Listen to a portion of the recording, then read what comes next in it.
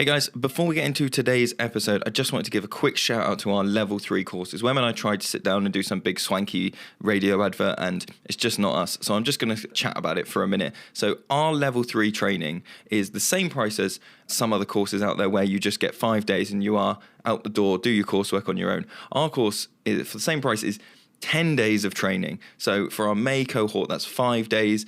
And then we have a bit of a month off to just let that settle. We come back for a weekend, maybe do a bit of camping. Then we have a bit more time off and then we come back for another weekend. With the September group, we do 5 Mondays starting in September. Then we have a bit of a break. Then we come back in the new year and do another 5. So we're really like focusing on building community as we go. We didn't really want to do that like conveyor belt thing. We could be doing, a level 3 course every school holiday, banging them out, off you go. But we don't want to do that. We do Zoom calls throughout the year. We do loads of like cohort, community building sessions and stuff to help people with what they're doing. And that means that we want to do it well rather than doing lots of it. So we're trying to help people do that. And we're also really big on this community aspect. And we found that people not only find the course easier to do in terms of workload, but also easier to do emotionally when they do it with somebody they already know. So to try and encourage that, we're doing a train together kind of offer.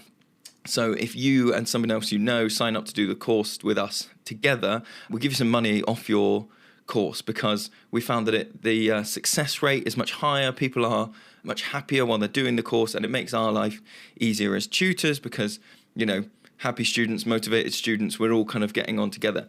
So if you want to be part of a community rather than just being put through a conveyor belt, then have a look at our website. It goes to myforestschooltraining.co.uk. That'll take you to the Children of Forest website, and you can go from there, get your application in, and join our communities. So on with the podcast.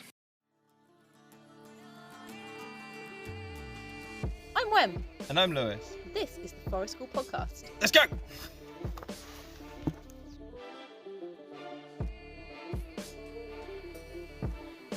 Oh, comfy podcast. Doing another one. This is it. I know, I've got a blanket. Just back to You the should bed. have brought your big Oodie. Your big luminous pink Oodie. The place Yeah. gave me a funny look about. Yeah, Yeah. should have brought that. Ultimate comfort. Yeah, but it is a bit like... I like it, but it's very binary in that you've got to get quite cold and then it's very comforting. Yeah. Then you wear it for 5 minutes and then you go, Too hot. it's actually a bit too hot now. Yeah, but I've got a book. You got a book? I've got a book. I'm trying to remember because I saw it and I sent it to you. Yes. Where Where did you find it? I'm just thinking of that. I think. While you're looking it up, Okay. the book is called Trust Kids, with an exclamation mark, Stories on Youth Autonomy and Confronting Adult Supremacy. Yeah. Edited by Carla Joy Bergman, forward by Matt Hearn. Yeah, do you know where you... I can't remember. If I Okay. remember, I will put it at the end. Yeah, well it's an interesting one. It's so it is a collection of... I wonder if I can see how many chapters there are. It's one of these great books with a million forwards and introductions and whatever else. About 15? Oh no, second page. About 25 sort of mini essays about exactly that thing, youth autonomy, confronting adult supremacy. Some of them are written from the point of view of some of them are written by young people, some of them are written by adults. They specifically talk about at the start of this book, they want to include voices that aren't traditionally in the conversation. So these are young people who have been through unschooling or have been through whatever, people without children, which I thought was a really interesting thing. That's like to kind of acknowledge that like in this world of youth autonomy, there's this idea of like, well, if you haven't got kids, So are these people who are still working with young people? Yes, but they don't have their own children, so they haven't gone through that whole thing, and like it's just very, very interesting. And like any sort of collection of essays, I would say right at the top, some of these resonate deep inside of me. Some of these were like, yeah, okay, I get that. I'm just reading through. This is not, necessarily my jam. Do some of them would you say the overall kind of tone of the book is like chiming with what you already believe, and you're like, yep, I agree, and I'm enjoying reading this because I agree with it? Or were there things in there that challenged you and made you go, ooh, I actually hadn't thought about it that way, maybe I'm gonna investigate that further? Or yeah, I suppose because this is already the wavelength that I'm on. Yeah, exactly. Like, That's why I asked. I already do think a lot about. I think youthful autonomy is important. I think all these things. So I think there's definitely an element of like, this book is not cherry picked, but like, there's no one in this book who's like, I hated being unschooled and I was severely bored and I actually think I was done a disservice, which is obviously a grain of salt. You've got to take all of this with who's writing these things. I wouldn't necessarily say anything challenged me, but if it did, it's challenge in the sense of people taking things further than I would. Okay. So it's not a challenge in terms of like the other end of the spectrum. It's like people going like that deep unschooling for some of them. Yeah. Like we literally had no screen time limits and we were allowed to get on the bus from 5 whenever we wanted, and we were allowed to do like that is challenging but not confrontational. Yeah. Does that make sense? I differentiate those two. Yeah. But I've got like loads of sticky notes but there's not like a narrative to pull out. Yeah. So I'm just going to go through the sticky notes, find these things, and go, does this resonate in any way with you? And Luna is purring in the background. Luna is purring in the background. So the first one I've got is, once you start to pay attention to the way children are talked about and treated, or relearn to see the injustices most of us were acutely aware of as children, the constant disparagement, othering, and violence is impossible to ignore. And so the next step must be to ask how we can fight that oppression, to reimagine the ways adults and children can relate to each other and live together with more respectful and trustful ways. Oh man, yeah, that is one of those things. It's like if you're just not feeling guilty enough in your life, and you just want to sprinkle a little bit more guilt on there, to be aware of childism in that way. And once you're aware of it, you see it everywhere, and then you realise that you have got so much of that in you because that's the society you were raised in, and then you hear yourself say things, or you realise that you're thinking things, and you're like, oh my god, this is just a system of like oppression basically in so many ways. And then you try and go, well, what's the alternative? And you scrabble around, and obviously a lot of the people in this book are living the alternative and exploring that. And I know many people listening to this podcast will probably feel that same kind of like, oh, I really wish I could. The first bit's very easy. Do more alternative stuff, and I just can't, because it is blooming hard to like forge a new path in the world that we live in terms of like lots of people who want to home ed, and I just can't. Like I need to earn a wage. I can't. It's not a job where I can take my child. I haven't got any support. All these kind of things. So yeah, God. And also, it's not just massive. The first bit is like, I don't like doing this, or I don't agree with what I'm doing or what I'm saying or whatever else.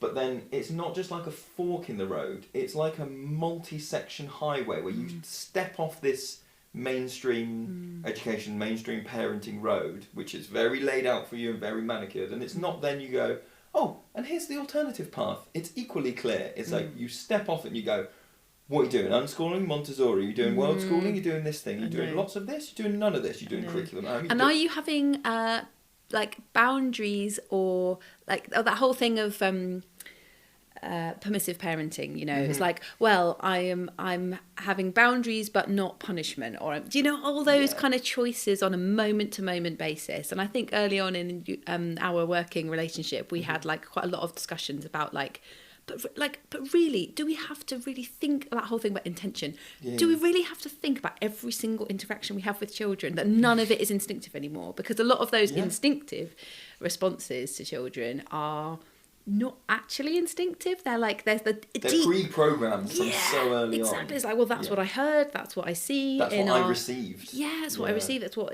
I see all around me. And then to peel away that layer and get deeper into the like, what is actually your real gut instinct, and to trust that is a journey that I think is never ending. Can I read this next bit to you? Because it's kind of relevant to the next bit. think this will speak to you and I, and our slightly antagonistic, not towards each other, but we are slightly antagonistic. I would also suggest that much as what is cast as bad, in quotes, behaviour is not inherently bad.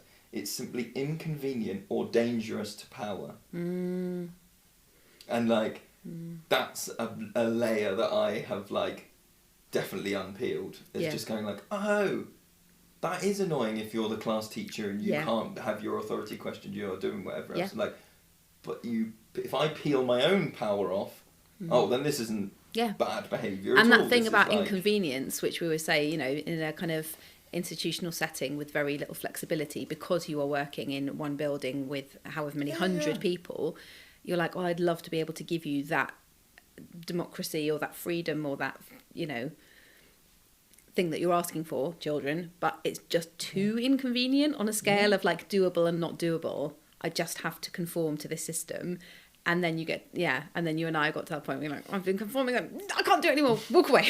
It's too run to the woods and hide. Uncomfortable. I don't know if this is kind of in the book anywhere, but sometimes I feel like with my own kids, there are things that they describe or explain about their experience of the world, and I listen and I go, you are just waiting to grow up. And that makes me feel so sad. But there's just like, you know, interactions or things that they can do or can't do. And I just go, and in the same way, I reflect back on my child. I go, oh my God, I remember feeling that way. And I'm so much happier as a grown up, even with all the responsibilities and stress and all the rest of it that being a grown up has. The ability to make my own decisions, to not have to do certain things is so freeing. I'm like, I can see that in you, that once you're maybe, I don't know, mid-20s, all of that will be fine. But you're waiting to get there, and that's just such a sad feeling. And there's not really much you can do about it a lot of the time. I mean, this book will give you some examples. Go on then. This next one is one that I've already said to you, and in the woods, and you were like, oh. I imagine this is because most adults... Dog! It's the pet show. I imagine this is because most adults are accustomed to relating to young people entirely through a lens of control and management. Yeah. And when they envision taking that away, they think there would be nothing left at all. So we talked about that in terms of like, that is quite often the response to someone else. You know, from my experience, it's like whenever I talk about the fact that my kids are basically unschooled, that my kids make a lot of decisions, that they are, you know, in charge of things that they do, that, people don't then imagine there being anything else left. You know, they're kind of like, well, if you're not doing... It's never said overtly, but the underpinning is like, well, if you're not controlling and manipulating them, what even is a parent-child relationship? I know. What are you even doing for them? You know, as opposed to going, well...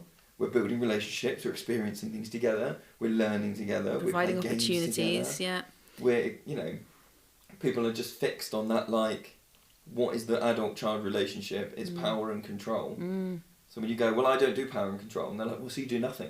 Yeah, exactly. You just let them do whatever, do you? Yeah, and that there is not just judgment from other people about that, but judgment on yourself.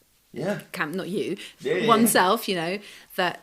we go, well, I must be being lazy if I'm not kind of interfering with what they're doing. And I definitely have that thought process quite a lot of the time, to have an impulse to say something to a child, usually my own children, and then to check it and go, hang on a minute, why am I inspired to say that?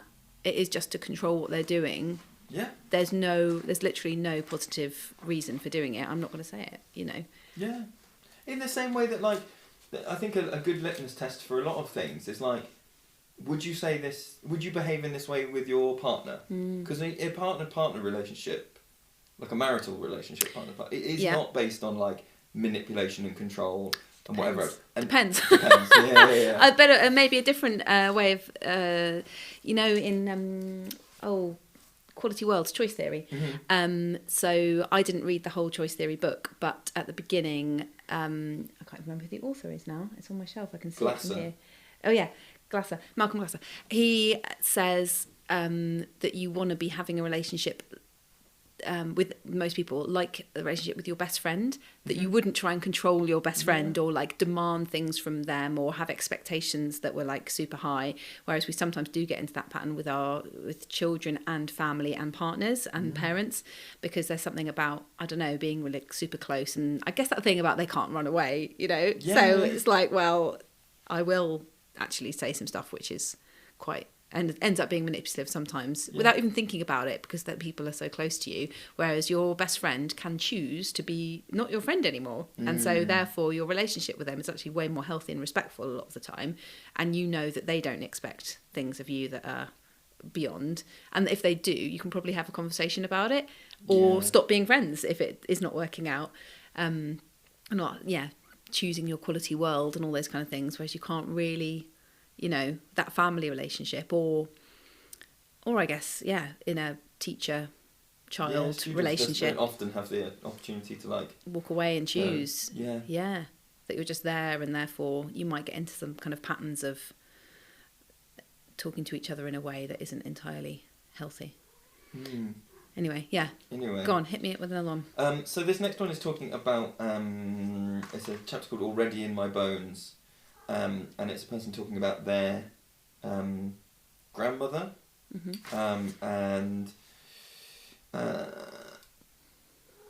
So I'm going to read quite a long one. In this one, they call their grandmother their Vovo. Okay. I remember a conversation with my Vovo when I was in university. I was just learning about indigenous knowledge and wisdoms from around the globe and the power of ancestral teachings. I was surprised to learn how little she believed in herself and her own knowledge and wisdom. She never went beyond the age of 10 in school, so reading and writing were never strengths of hers. But she could speak 2 languages fluently, could cook, could tell stories and teach love. Our current dominant culture, which prioritises only one type of success, one type of knowing and being, made my Vovo believe she did not have a lot to offer. Some of this is heavy. Some of this so is like, true though, isn't it? And I'm intentionally picking the like mic drops. And this links to our previous podcast about being physically educated, and that whole kind of that's the wrong word. Focus on intellectual and you know, academia. Yeah, and that kind of, that's and I actually okay. And realised that like one of the things that I feel and I haven't necessarily been able to articulate is that thing of like the one way of knowing, which is, I think it's like in terms of layers of understanding. I think a lot of people are in that place where they're like, they would not necessarily say that they believe reading and writing to be and maths to be like the dominant thing, right? People are, and lots of teachers I know would say it's a shame that we have to focus so much on those in school. But then where I was for a really long time as well, which is that then you only go one level down and go, they could be good at geography lessons or history lessons, or they could be good at art lessons. And like, I haven't peeled that back all the way to like all the successful ways of being a human and being in a family and being all of those things. All I've done is peel one layer back and been like, that's what holistic is. Now it's all the subjects, but that is only one way of knowing. And so I think I'm still in that process of like, because like you say, so much of it comes from like what you've experienced, what your culture gives to you, what you are presented with on a day-to-day basis, that like it is really hard to, it's one thing to go, no, I do think that like cooking and looking after people is a valuable skill. If that's your skill, that's incredible. And I do think that. And I'm not sure how wholeheartedly I believe it yet. I know. I think there is, and I think there's something to do with the class system there, in terms of our view of people who are in those kind of roles, that it's not actually genuine respect. It's almost sympathy. It's almost like, you're doing a really... you do. Yes! And it's that like brushing up, Or like, you're doing such a good job, you lower class citizen. Do you know what I mean? And even if you really, really don't want to believe it, it's just in there because that's our society's bias. Yeah. In Britain, where we live, anyway. You know. Yeah. What would it mean to have genuine, absolute respect? And I think in Britain, that it's all tied in with capitalism as well, isn't it? Because it's just seeing value in the things which get the better pay. So I think there's just a huge argument for the only, once we've come this far down the line of capitalism, either you throw the whole lot in the bin, which is quite unlikely, or you start financially rewarding the people who are doing the jobs which are more, teaching love, cooking, speaking languages, communicating, care, all of those things. You need to start flipping paying the people who are doing those things. And pay them really flipping well. So you need to pay, the parents who are doing childcare. You need to pay them for doing that, for looking after their own children. Because if that's the world we live in, where that's the only way that things are seen as valuable, is literally with pound coins. With value, with things that denote value. Yeah. Coins denote value. Pay the flipping people. Yeah. Anyway. So this bit is about, this next one is like unschooling myths. And actually they reference one of our blog that we've talked about years ago now. Yes, I'm unschooled. Yes, I can read. Oh, yeah. It's talking about that blog, and they're undoing some of the myths of unschooling. Only qualified teachers can help. Children can't be socialised without school. Unschoolers can't go to college. And then this is the one I've thinked is, unschoolers have no friends. And the one sentence I've highlighted here is, by friends, it seems my parents mean their children have to see every day because they're in the same class. Would that mean then that all of my co-workers at my corporate gigs are now officially my friends? Obviously not, because proximity is not the same thing as connection. And I was like, yes, there's the thing, isn't there? There's a nugget that I've been... there's something about it like being connection, and actually like even in our, some of our home ed groups have been like 4 or 5 kids, and I would not say they are all friends. No. And it's not something about like, oh well, in a class of 30, not everyone's going to be your friend. In any group, not everyone's going to be your friend. Yeah. And like... And that doesn't mean that they're the other end of the spectrum it's and not they're people you hatred. don't like. Yeah. There are people that, help you with things, and you do projects together and you exist together and you have a chat, but you wouldn't necessarily call them your friend, even if you really get on. That reminds me of when I spoke to... So when, after lockdown, started home edding my children, I had a really long Zoom call with my friend in New Zealand who unschools her children. And she was describing her oldest child's journey through unschooling, about this whole socialisation thing. And she was saying the great thing, in her opinion, for her child was that her child has friends of many ages, and that includes adults. Yeah. And that her child will go round to a family friend's house and play board games and things like that and read books with this other adult. And I listened to this and I was like, absolutely. Like, we don't ever talk about that, and we don't ever sort of see that as a possibility in our, for a lot of us. It's like adults are there to be teachers. You have your, even if it's like an extracurricular thing, it's like you've got your football coach or you've got your piano teacher or whatever. We don't usually see those relationships as genuine friendship, or it might be like, oh yeah, well the family friend like babysits that child on a Thursday afternoon or whatever, but we don't ever really call it a friendship. And then I was relaying this conversation to a different friend, not from a kind of education, actually they were from an education background, but not very alternative. And I was describing this conversation going, I feel really hopeful because I hadn't really considered these other possibilities, and that for one of my kids especially, having like adult friends that have similar interests and hanging out with them could be a really great socialising thing, and could be something we could build into our life. And so that's what I was kind of wanting to relay. But these other friends of mine, their reaction was like, well, that sounds dodgy. That was the response. It was like, oh, really? I don't think that sounds very healthy. That did flash in my head, really? I'll be honest. Yeah. But that's not. But it flashed. It didn't go like, whoa, it's it's well, I guess that's because again, yes, that's that thing, it's that thing of just being aware of safeguarding and being aware of all of those kind of and also it comes from a going back to what we were saying, that like if you think that adult-child relationships are about power and control, then it follows that if you go, well, you're not a teacher, so why do you want power and control? Yeah. Well, you're not a family member. Yeah, so what? Yeah. But if you go, well, they're not They're not doing power. Sorry, Dog. that's my dog shaking his ears.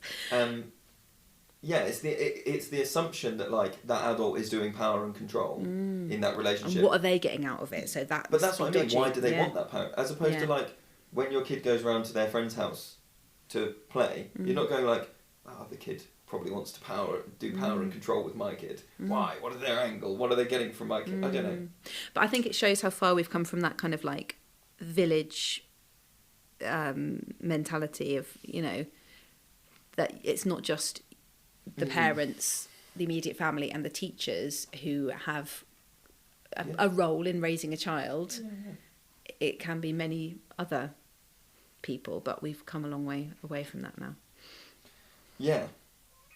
This next bit, there's a bit that's referred to quite a lot in this place called Windsor House, which is a bit like is it Summerhill? What's the one Yes, in the UK? yeah. Summerhill, but in Canada. Okay. And they're talking about how. Okay, so I'll read a paragraph. Students came to learning formal academics after many years of learning through play.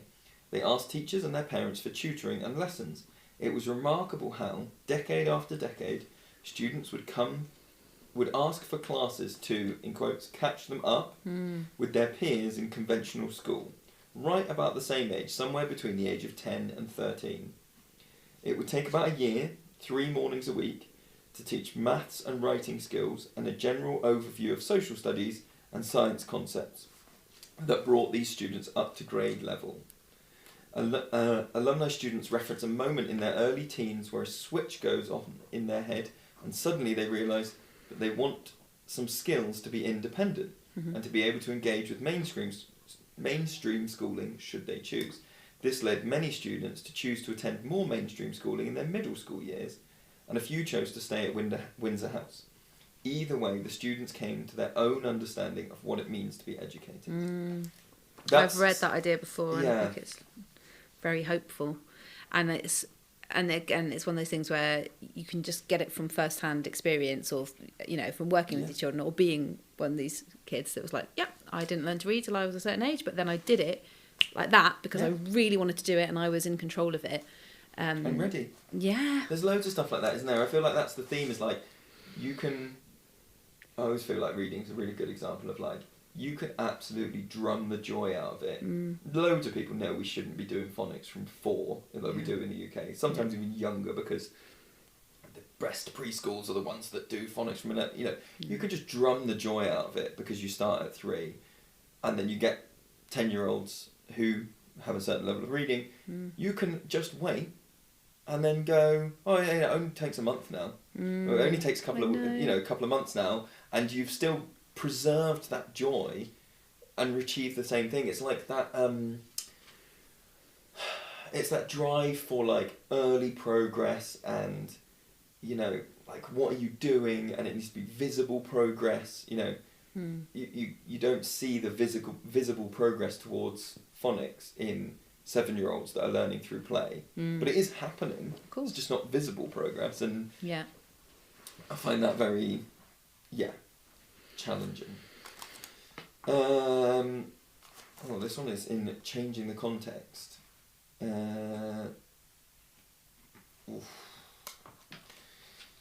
Again, some of these resonate. Young people are not immune from the impacts of hierarchy. In fact, hierarchy is a primary force that shapes them. As an oppressed group with negligible economic and political power, they are seen by government and industry as raw materials to be moulded into reliable workers and consumers, while their family encourages them to climb to the top. Because the aforementioned groups are constantly measuring the youth, grades, athletics performance, leadership missions, in an attempt to rank and sort them. Young people quickly learn how they measure up against their same age peers. Yeah. They do, and They it's do. so sad. Yeah.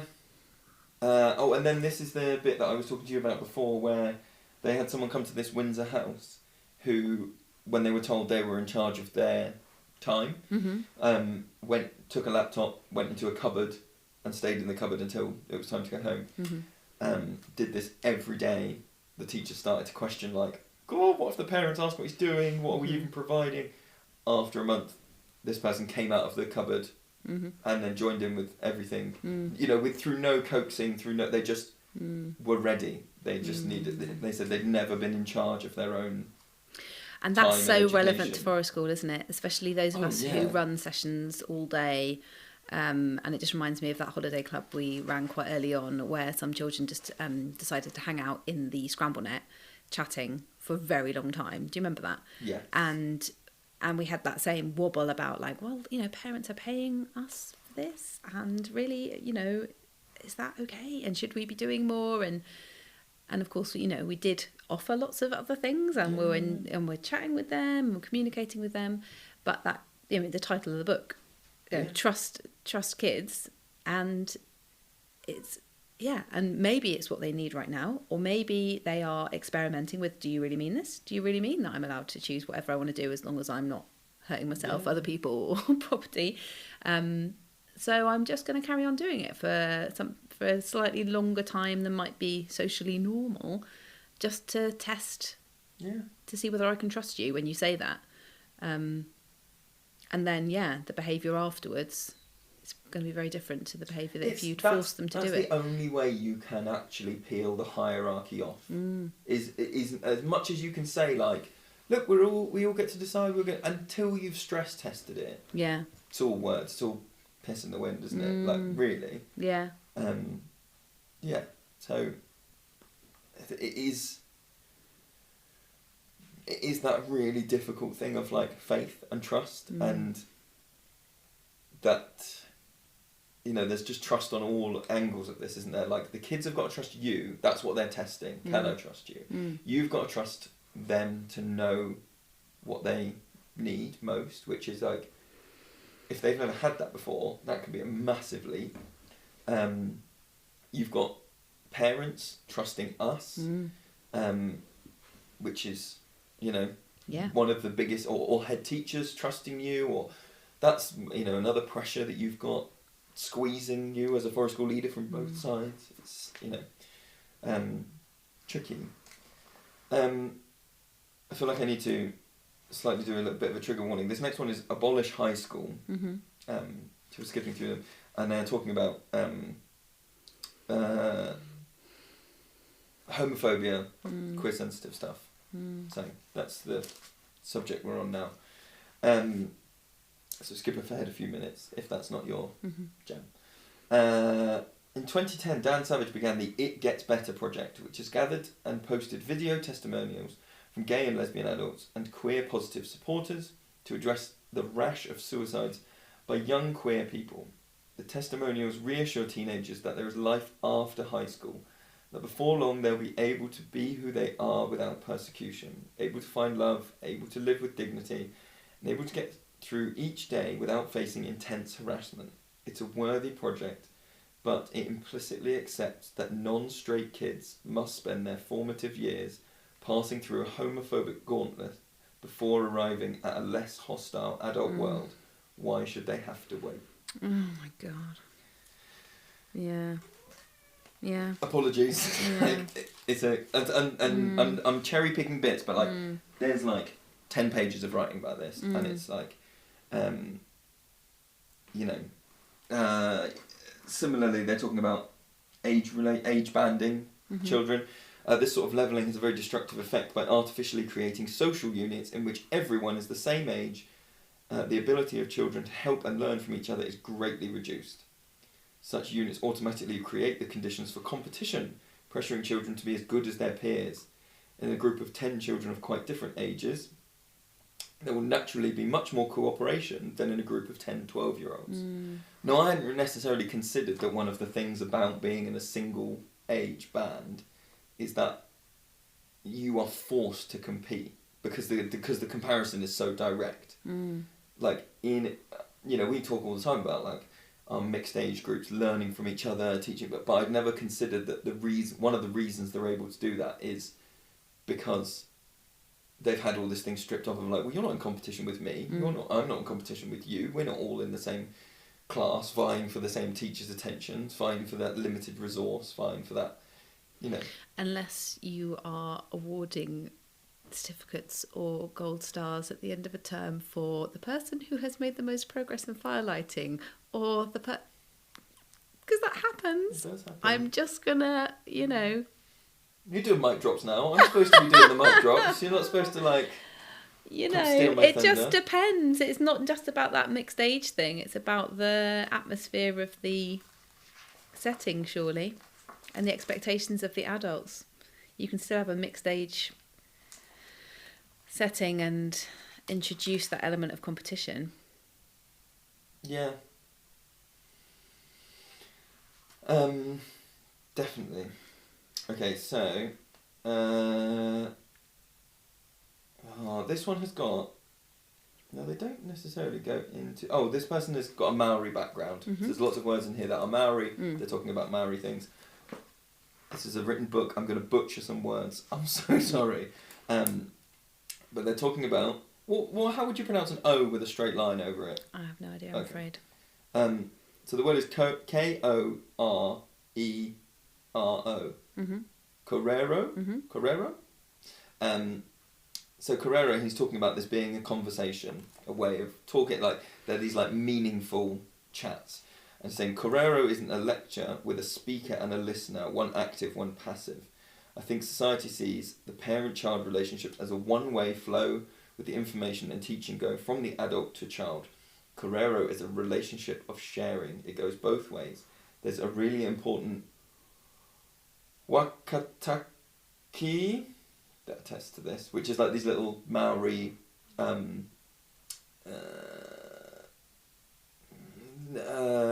metaphors that help with the teaching. And the teaching is, what is the food of the chief?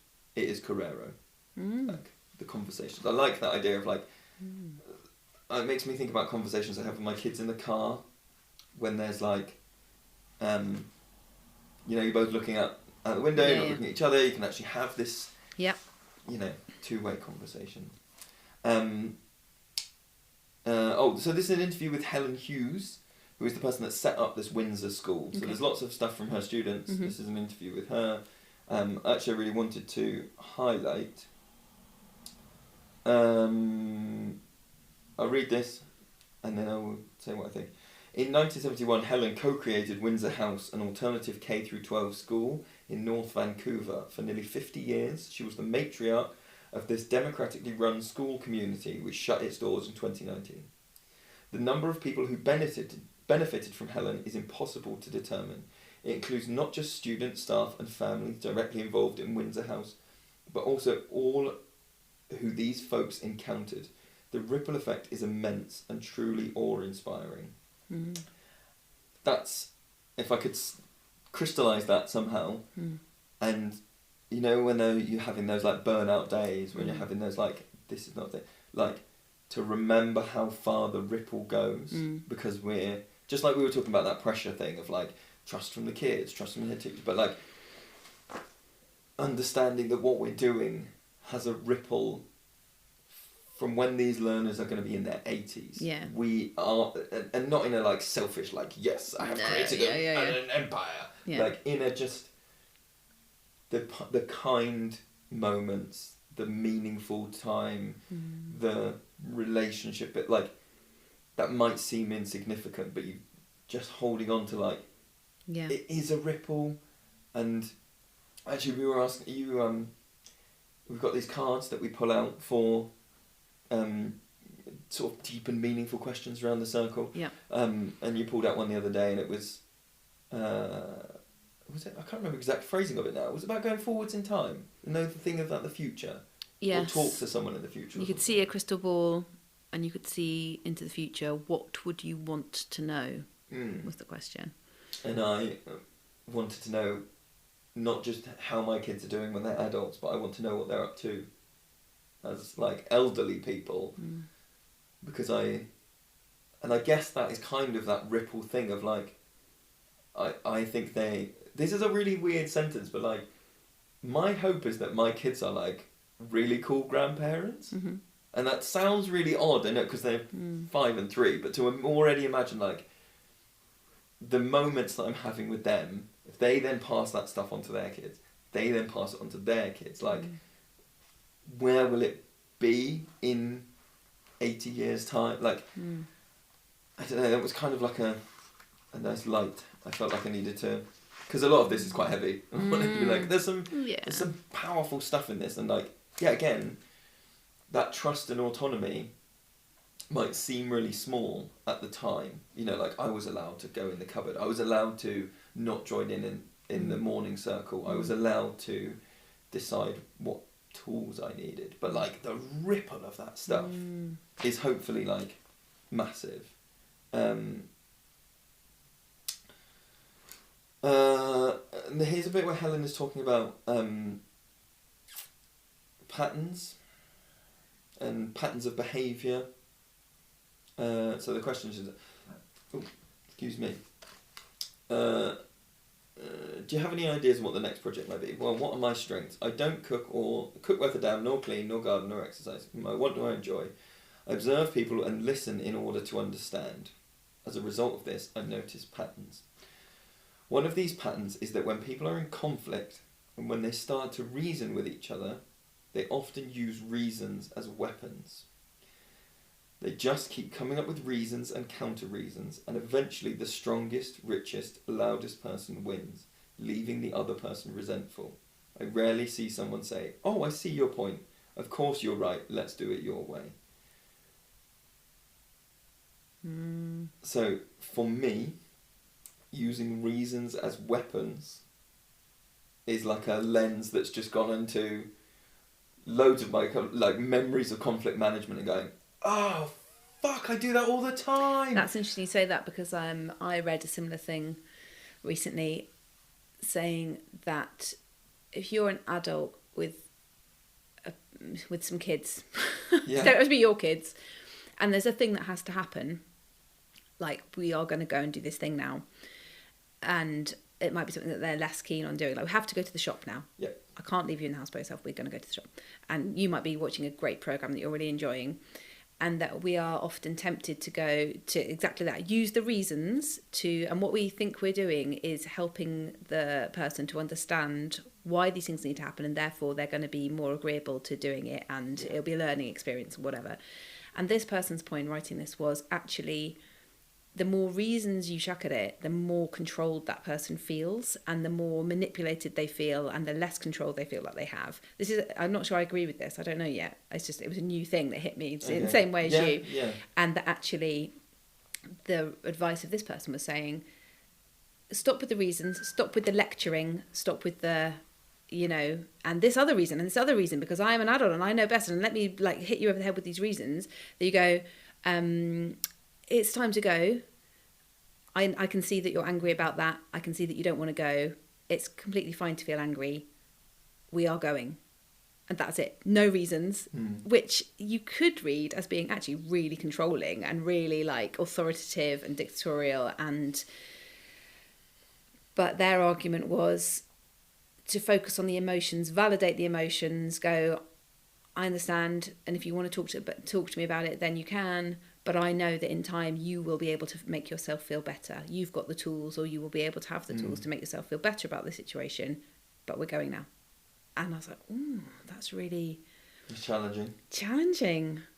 So that's different to how I hear this, or how this landed with me. Because from my experience, so a lot of what I had growing up was like, in our household, it was like, if you raise your voice, you've lost. And in that way that's like very Western, very like, if you bring emotion into it, you've lost. Yeah. And that then has carried on into like, that's how I think a lot of business culture operates. Like, if you are passionate, if you are emotional, and that's also a very like male-dominated way of being. Like, write off anything emotional. Oh, they're emotional. Oh, they're you're not. Your argument isn't worthwhile because you're doing this thing, and like, that idea that like, not using logic to. So I saw it as like reason as synonymous with logic. Logical arguments, reasoning out a problem, and that my go-to for years and years and years and years and years. From like when I was first like a teenager and started arguing properly with my parents, was like, who's got the best logical argument? Yeah. In this like Roman Republic, you know, the argument is this. If it is this, does it not follow that this should be the case? And then here is the argument that is, you know, Vulcan-like. Yeah. You know, like X must be Y, then Y must be Z. There you go. End off, right? And using that logic to like attack decisions that the other person had made, or like tell that, and like it's that like internet arguing kind of mindset of like, well, you've said this, which follows that you must mean this, and like picking holes, and, or like argue, you know, finding a bigger thing, and like that's not how you get out of conflict. It's never ever getting, you know, that is that thing of like nobody's ever changed their mind from an internet forum because you're not using reason, logic, understanding, you know, to understand. You're using it to attack, and that is like, particularly I can think back through all of like the siblings we've ever had come to the woods, and that is like sibling bickering. Yeah, it's like no, because like, and they're not saying this in explicitly these words, but they're like, the rule is whoever touches it first has rights, and so logically, does it not follow that because I touched it, you are in the wrong because you've done the thing? Rather, you know, I suppose an alternative way would be like looking at it, going, okay, can you imagine why that person's upset that they thought that they were? No, because I called dibs and I was, you know, and it's just logic as an attack, as a like, and just bang, ignoring, bang, bang. Ignoring people's emotions and needs, isn't it? And acknowledging their personal past experiences as well. So it's that thing about really listening. So we did a whole podcast about that. Do you remember? Yeah. About like the steps of real reflective listening, and you know, going, okay, knowing you and knowing your past experiences, I can see why that might trigger you or that might make you feel a certain way. And let's try and reach a compromise based on holding our own and others' needs with care. Can I give you an example? Sure. In this book, Helen is talking about this kind of conflict and needs to be right and everything else. Okay. Back in the day, I was fostering young people. We had ample opportunity to try out some of these ideas. My favourite story is about one young person who always left the teapot dirty. When I went to use it, I had to wash it first. We tried this system, then that system, but all of them failed. Finally, in a burst of brilliance, my boarder said, why don't we just both not wash the teapot? I was dumbfounded. My stance was so righteous and hers was so clearly wrong that it took a few moments while I processed the idea to realise that it could work really well. Sure enough, when I washed the pot before I used it, the pot was warm and clean. When I tell this story to a group of adults, they're often shocked. Some will absolutely not agree that it was a good solution. So the idea here is neither of them are washing it. That is just the system. They both wash it, then use it, then wash it. You know, nobody's doing double washes, right? Somehow it offends a deep moral obligation to always clean up after yourself. This idea of right or fair gets in the way a lot. I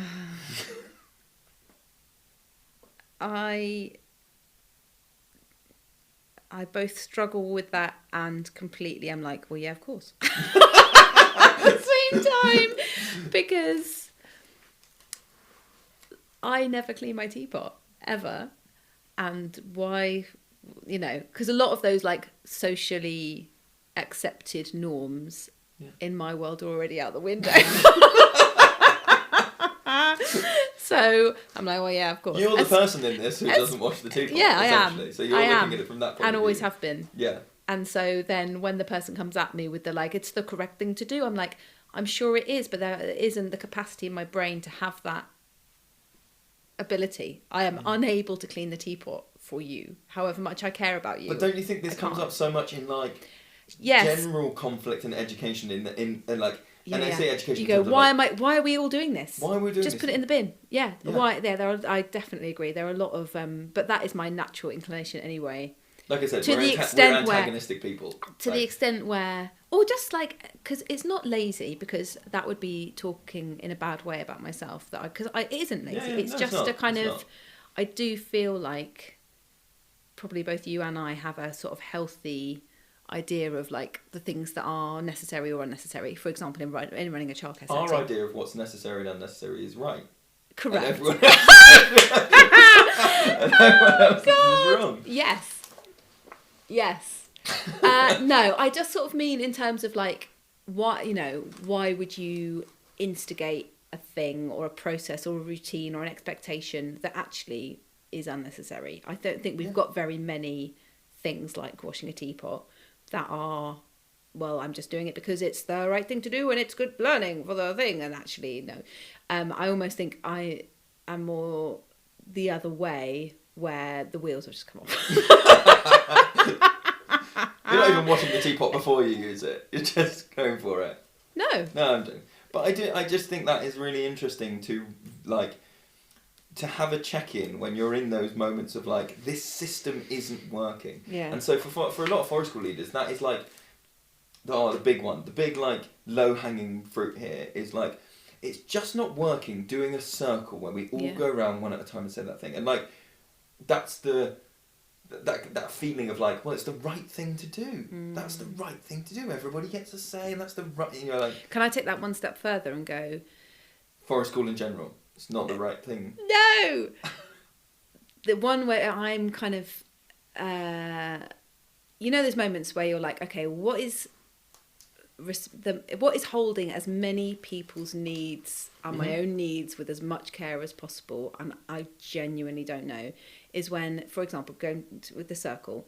So if we say you don't have to come to the circle, but we'd love to invite you to the circle, and if you need to be sitting in a hammock just outside the circle so you can still hear, and all these accommodations and yada yada, or if you need me to, if you're actually going to go on the obstacle course right now and you need me to go over and tell you what was discussed at the circle, if it was important, then we're going to say that, and la la la. But an example, like somebody comes to the circle and then they are really either not able to or not choosing to stop talking when other people are talking. Okay. So how do we respond to that in a way that holds everybody's needs with care and is doing the right thing by all the learners? Because there are definitely things in this whole unschooling, like, respecting children. This is the extreme end of the spectrum. Yes.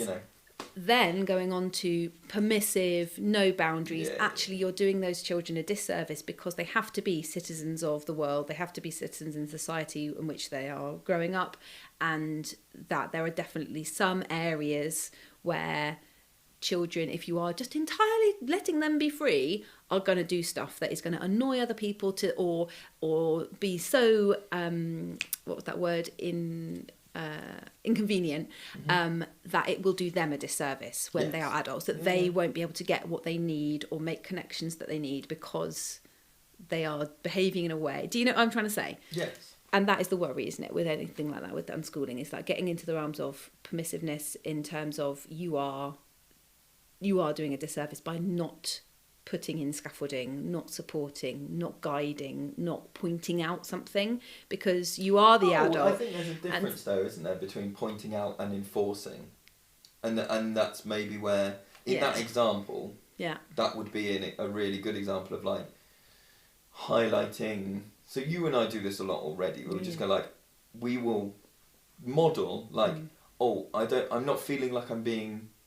Not in a way of like that teachery, like I don't feel I'm being listened to. Well, it's like, I statements rather than you statements, isn't it? It's like I can't hear, or I'm noticing that so and so can't be heard. Rather than you are talking and you need to stop. Yeah.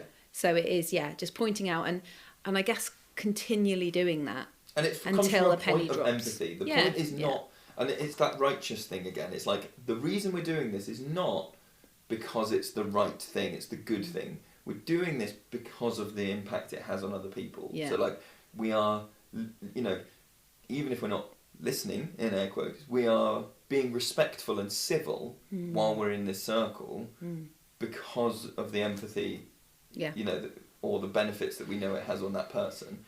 And that, I think that's super important. This is creating a web of intergenerational trust. Oh, lovely. Similar to you talking about going to family, friends Yeah. and things. I'm near the end, I promise. Yeah. Listeners, he isn't. I can see like a whole rainbow. No, I folded the book in half. A whole rainbow of post-it notes. When trust gets broken, you have trauma. Maybe trust is a need. To trust somebody, and if it's reciprocated, then they trust you too, then it can blossom. And then there's things said. And then this was the one that resonated with me. It's interesting. I think hierarchy is a replacement for trust. If you have trust, you don't need a hierarchy, but you can default to hierarchy even if you don't have trust, or even if you don't feel it. Massive. Kind of explains like that whole thing of like, you know what we were saying about that system and teaching and being at the, you know, that thing of you defaulting to hierarchy is easier than building trust. Yeah. In the same way that like behaviour management is easier than behaviour support. Yeah. It's that thing, isn't it? I think. Yes, and I'm thinking about learners who perhaps don't know you and I very well yet, or the other adults who might be at a session, who just go, well, they're the adult, so they're in charge, and that has a kind of almost reassuring effect, even if they don't trust you yet. It's just like, well, they're older, and then how you and I often challenge that nice, comfortable hierarchy. Well, they're the adult, so even though I haven't got to know them enough to trust them, the hierarchy is this, so this makes me know where I am, and that you and I will like challenge that and undercut it by when a younger person than us goes, so what's happening now? We go, don't know. No, what are we doing? Yeah. And to see the panic in their eyes, and that's how are we going to do it? It's normally a back and forth, because it's like, what do you think? To make this thing. Yeah. Oh, okay. How are we going to make this thing? I don't know. I thought you were going to give me the arts and crafts materials for this thing, and you're like, no. Where are we going to get these logs from? Yeah. I don't know. You want to make it a log cabin? Let's go look for logs, I guess. Yeah, and it does make it not easier for that smaller, younger person. But it's like a necessary part of the journey. It's stretching, isn't it? Yeah. It's not letting people go. It's like an elastic band of just being like, just feel the edges. Yeah. I'm still with you. I'm not going, I don't know, go away. Go and do it yourself. Don't bother me. It's like, I'm here and we're going to do it together, but actually I'm going to slightly challenge your assumption that there is a hierarchy here, and there's a bit here talking about on being a trusted adult, and the roles and how you're building that up, and it struck me as something that you and I have talked about before, about like, there's just something that it makes you watch someone with kids and you're like, yep, you've got it. There's no question that you cannot teach someone how to make kids trust them. You can teach people how to be better listeners, especially if that work starts with young adults, but no, you cannot teach someone to be relaxed and real with kids in the way that kids need. This has to come from the person doing their own personal growth and unconsciously being at ease with kids. Okay, then a bit later on. When I enter a space, I take a moment to notice how a kid is seeing me, and I try to discern what they're seeking. We definitely do this. My goal is to see myself through the eyes of the child or the group of children. Sometimes it's really important to take up space and be active as the adult in the room. Other times, kids want to know that they can fill that with what they're doing in order to trust the adult. They have to see the adult hold back. See the adult hold back. Judging the difference in needs has to come from assumption that kids are wonderful, and also with the humility to know that what an adult can offer will depend on the individual needs of young people in that unique situation. That is very interesting to me, to put it fully into that, like, how are the children seeing you?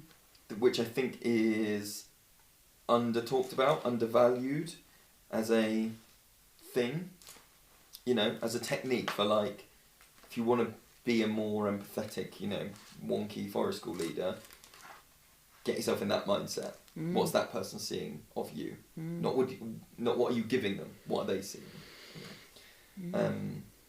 This is my favourite chapter so far. It's got loads and loads and loads of bits in it. Actually, I did talk to you about it earlier, and there is a chapter that I've slightly skipped over, which is really interesting, and it is about childhood as an experience being taken away from black children, that they are adultified, that they are described as women or men before that, in the same way that like a 17-year-old white female teenager can go out and drink and be offensive and do all these things, and people attribute it up to like a learning process. Yeah. But in exactly the same scenario, a black teen is seen as like an out of control woman or a man who is not doing whatever. It could be. I think it should be its own podcast, and actually, I'd like to have someone with like more lived experience in that conversation, because I've only read this thing about it. Yeah. I did find it interesting. They were talking about the phrase "young adults" first comes into use after the emancipation of slaves, Right. as a way to differentiate young white children as better than young black children. What? That white children were described as young adults, Right. and black children were described as black children. God. In that way of going, even amongst the children, this group is better than this group. That's where they see this phrase of young adults emerging, which is just an interesting Yeah. thing. Anyway, so touched on it. There's more there, but I'm not the person to do it. There's a thing here, chapter, Childing the World. Virtually every young person in the world has experienced discrimination, exclusion, coercion, and violence for no other reason that they are a child. They are a child. It is in childhood that we are taught to be ashamed of ourselves for being small, weak, uncoordinated, ignorant, and dependent on adults. Ooh, lovely. Not lovely. Not lovely, but like succinct, you know, as a thing. Okay. Childhood is, therefore, the originary site, ground zero of all systems of domination. The position where all forms of oppression are produced and reproduced. As psychiatrist Dr. Chester Pierce, who coined the term microaggressions and childism, observed, discrimination against children is the basic form of oppression in our society and underlies all alienation and violence, for it teaches everyone how to be an oppressor and makes them focus on the exercise of raw power rather than on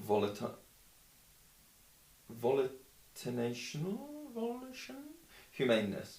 The trauma of childhood is the organising structure of dehumanising discourse of both race, class, gender and ability. All form of dominations are prefigured, both form and context, by the domination of the child. Big thing, just basically underpinning that, like, you know, we think of children as lesser. We display that they are lesser. And that is like, you know, we're talking about formative experiences here. They talk quite a lot in this chapter about being a child is just another state of being a whole human. One that we all go through, but perhaps because we're not going back to it, we see it differently. We can discard it because we're done with it, which is very interesting. And then, I'm not going to read this quote, but it's talking about class political economy and saying that in Western culture, children's labour is the first exploited labour because it belongs to the family, and more specifically it belongs to the father. The land that children ploughed, that children tilled, benefits the family, but predominantly the father, who can then, as a chieftain or a tribe leader or whatever, can then have more children. My family does this for me. This then is, in this thing, the root of women being seen as the producers of labour, because they're not there to do the labour, they are there to produce workers. Therefore they are ownership, therefore they are, you know, this stuff which is like, woo, okay, God. There's a thing in there. I'm skimming through this because it's like big, but like it's really interesting to think about, you know, child labour belongs to a person.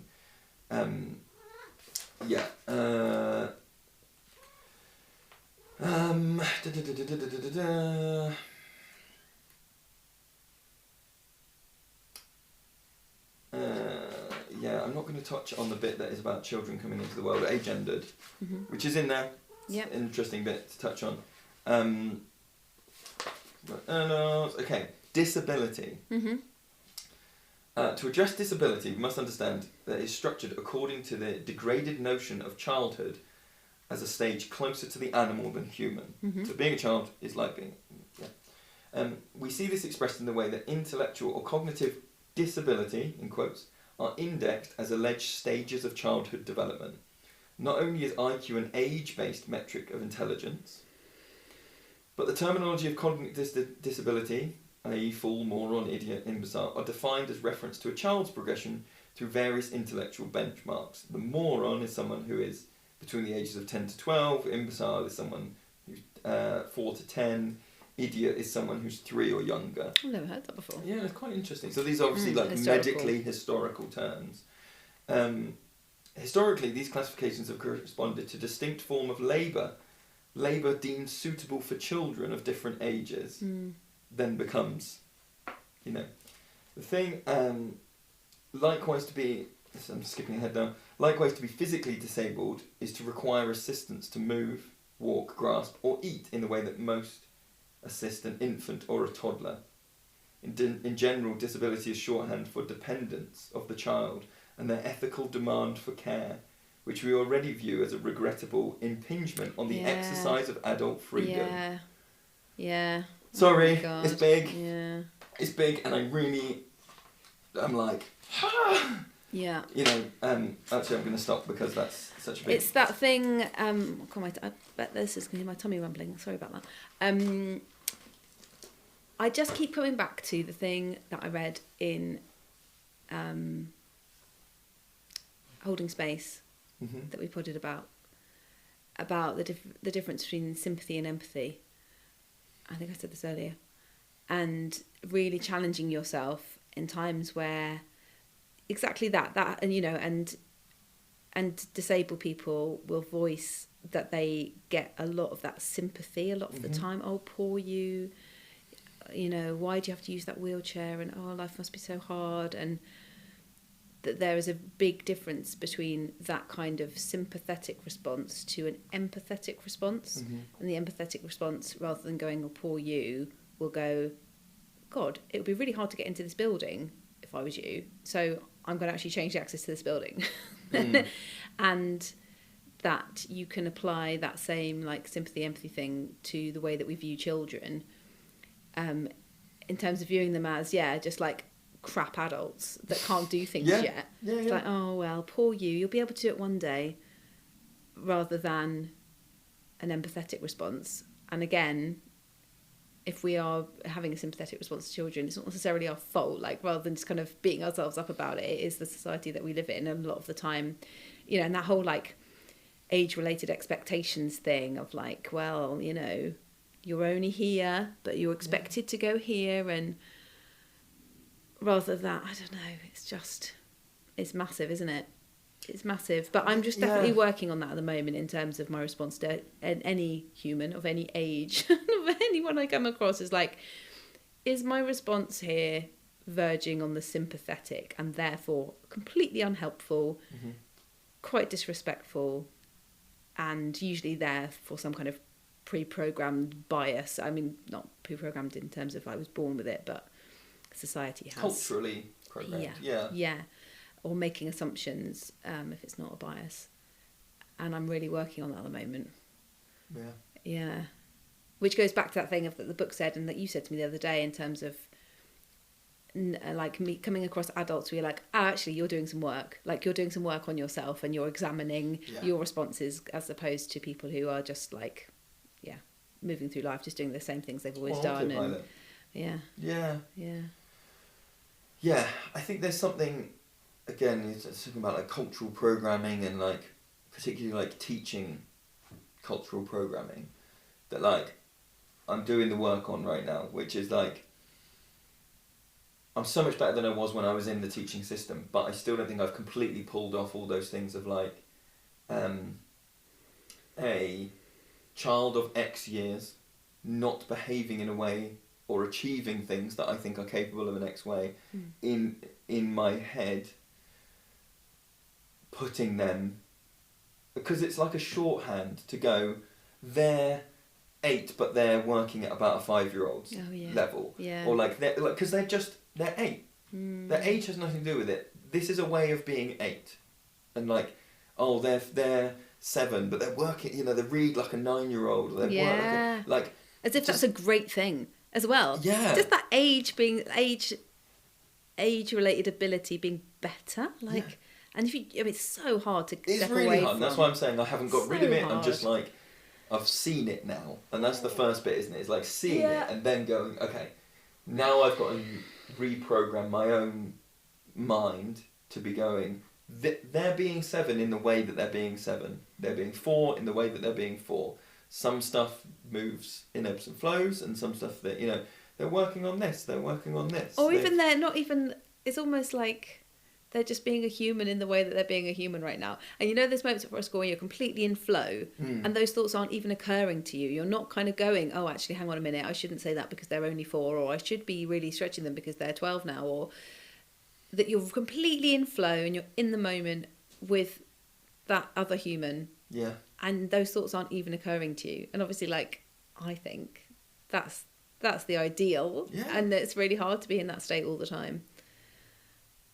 And that's when you're not in a position of, like, if we go right back to, like, what are those, like, adult-to-child relationships if they're not power and control? Because when you're in that mindset of, like, oh, they should be doing more than this, they should be doing less, they're doing really well, you're looking at it as you're already in that mindset of, like, I should help them do this. I'm better than them and I have control over the brakes and the gas here and I can do different things, rather than just going like, oh, okay, you're like that. In the same way that, adult friends that I have, I don't have that same mindset of going like, well, no, I do sometimes go, yeah, but you're 5 years older than me and like I've like achieved this and this, or like, oh, you're, I don't know, it's different, isn't it? Or like, but I wish I didn't. I don't like myself when I make those comparisons, but that is probably because I've come through that school system where I've gone, you are 3 years older than me,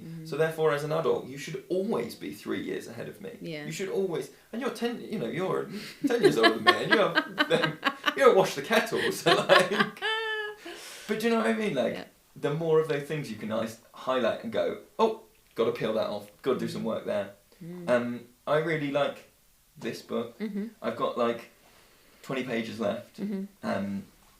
I think it is probably only going to be super impactful for people who are running learning communities and who really know that they are running a learning community. I think if you are in a position of running and delivering forest school, forest school, we do firelighting and we do this and it's 6 weeks blocks or 12-week blocks, and then I don't know that all of this is going to land, and I don't know that it's worth your time. But I think if you are in if you consider yourself a mentor or a coach or a community leader, then I think this is a book for you. Yeah. And it's quite nice to be able to, like, because they're quite short, they're between 5 and 10 pages each. Yeah. You could give them as not handouts, but you could say in a particular scenario, you go, this is one super relevant, I'm going to give that to my head of department, or I'm going to give this to whatever else. Yeah. I've enjoyed it, and I actually, can I give you the book to read? Sure, I'd love to. Yes. Yeah. Right. Brilliant. My voice is going. Yeah. Bye. Bye.